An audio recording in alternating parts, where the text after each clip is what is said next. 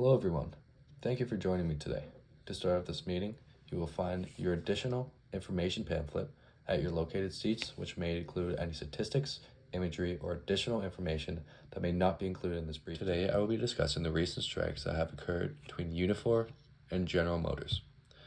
As you may all know, I am the head of union representatives in Ontario, and my job is to analyze and resolve problems that occur between unions and manufacturing companies to help make sure workers get what they deserve. As you may know, there was a strike in Ontario by a Canadian union, Unifor, in which General Motors refused to match the 3-year contract the labor union reached for Ford Motors, a U.S. automobile manufacturing company, which offered wage increases of up to 25%.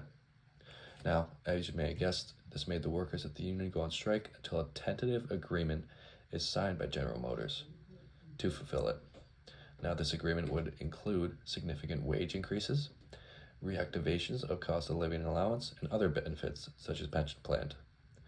If you want to look for any other additional benefits, they will be in the additional information. Now, as a result of union workers going on strike, this will affect the General Motors facilities, including an assembly plant in Oshawa, a powertrain plant in St. Catharines, and a parts distribution center in Woodstock. After thoroughly analyzing the groundwork of the situation, our team now is to figure out a way to get General Motors to an agreement with the union.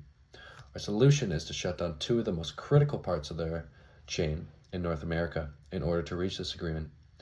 And as a result, this will have thousands of workers not attending work and picketing outside of their workstations to prevent people from working in their place.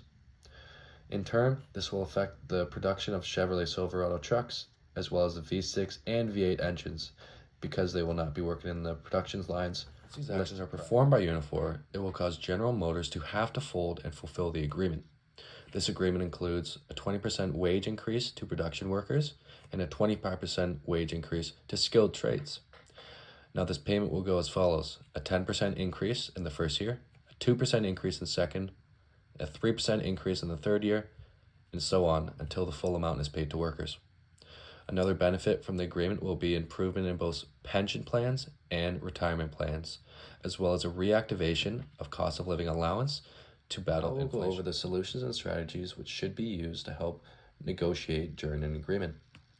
First, improving our negotiation process. As you would have seen, Unifor and General Motors, they did not communicate at all prior to the expiration date, and that is why Unifor workers went on strike. To make sure this problem doesn't happen again, we will implement earlier communication before the expiration date so that Unifor and General Motors or any other company and union will not run. Workers took an aggressive approach, and they took about 4,300 workers out of the General Motor plants.